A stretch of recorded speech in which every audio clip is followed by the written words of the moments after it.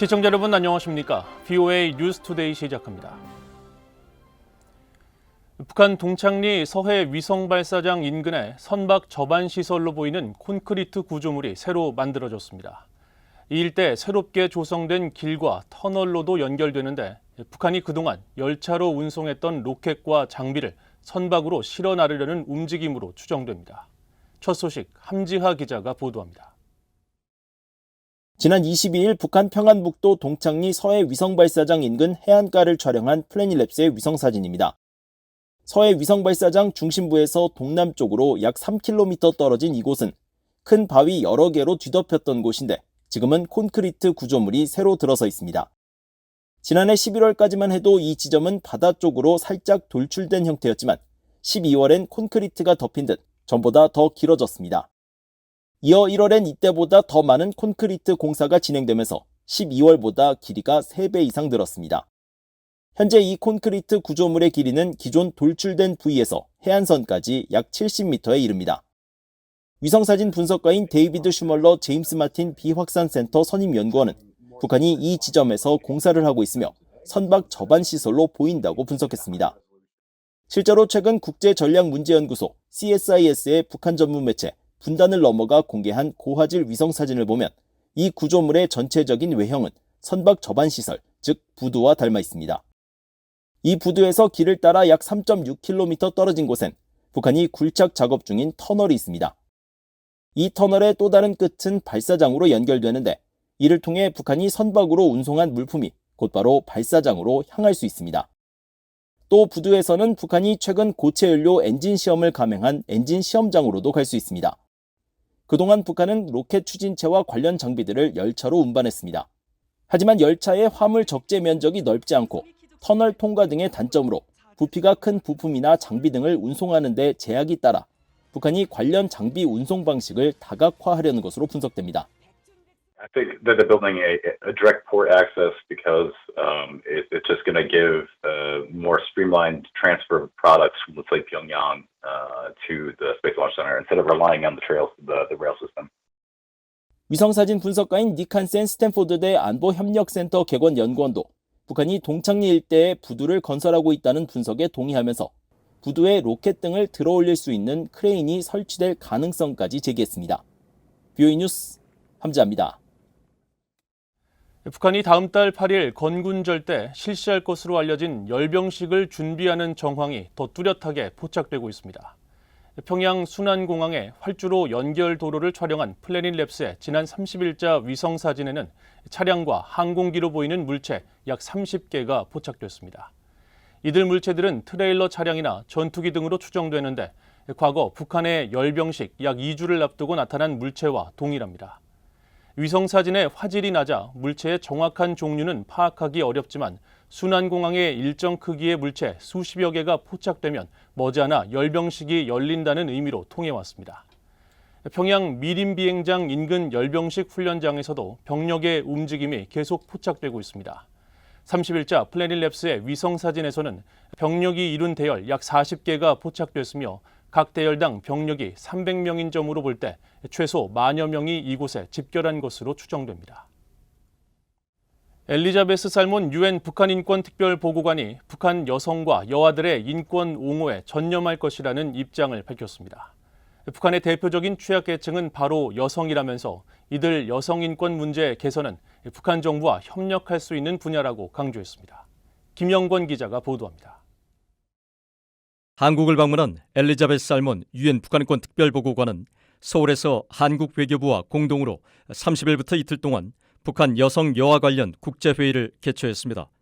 이어 성명을 통해 앞으로 몇 달 동안 북한의 여성과 여아의 인권을 우선시하기 위해 계속 전념할 것이라면서 이를 위해 북한 정부와 관여할 의지와 준비가 돼 있다고 밝혔습니다.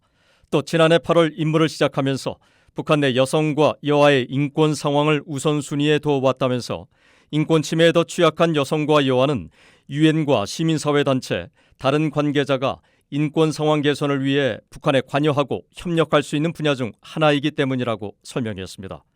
살몬 보고관은 그러면서 이번 국제회의 참가자들은 북한 여성과 여아의 성과 재생산 보건 권리, 구금시설 내 여성과 여아 상황, 여성의 강제노동에 대한 취약성, 제3국 내 탈북 여성 보호 등 4개 분야를 우선순위로 파악했다고 말했습니다.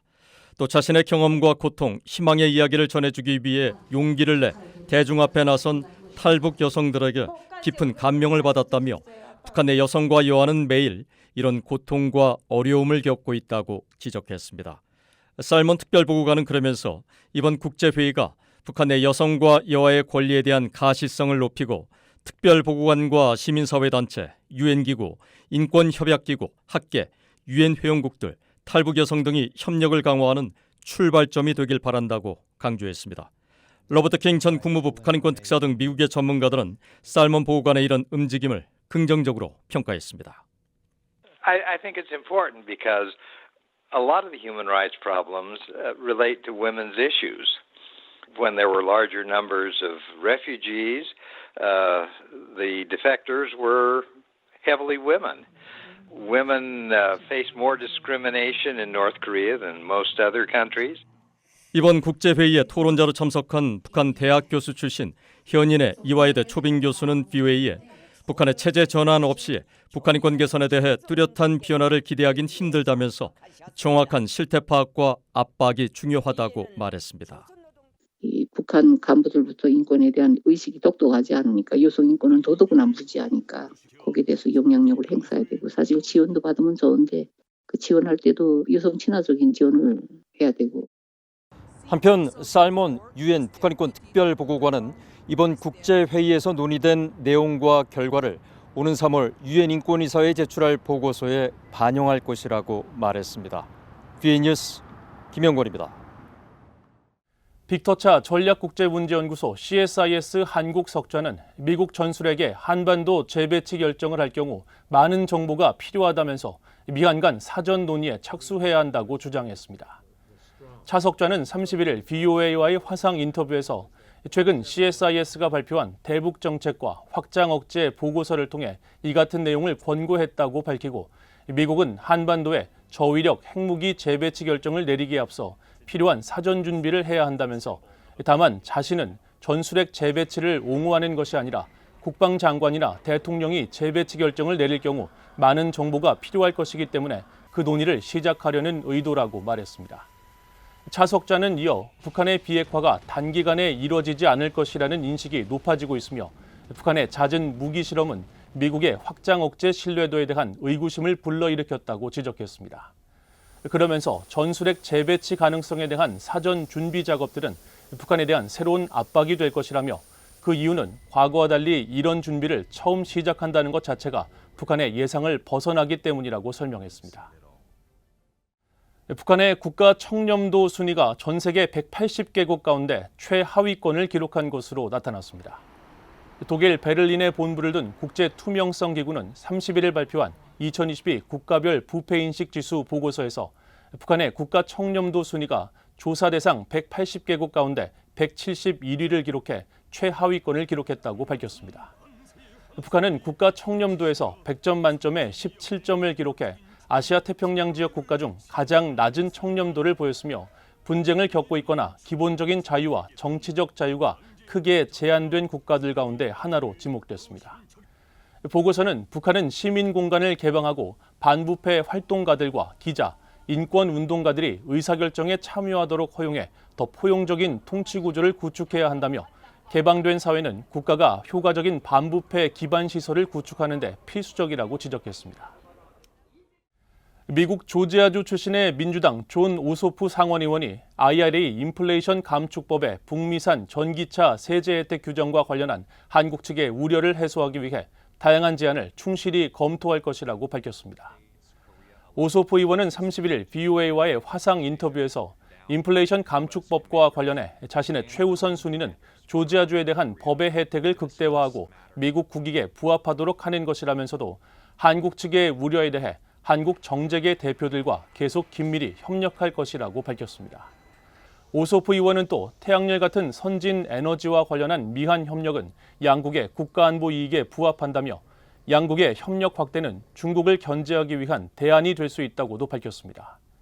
조지아주의 오소프 의원은 최근 발표된 현대자동차와 한화 등 한국 기업들의 대규모 대미 투자를 위한 마쿠 협상에서 주도적인 역할을 했습니다. 이상으로 BOA 뉴스투데이를 모두 마칩니다. 시청해주신 여러분 고맙습니다.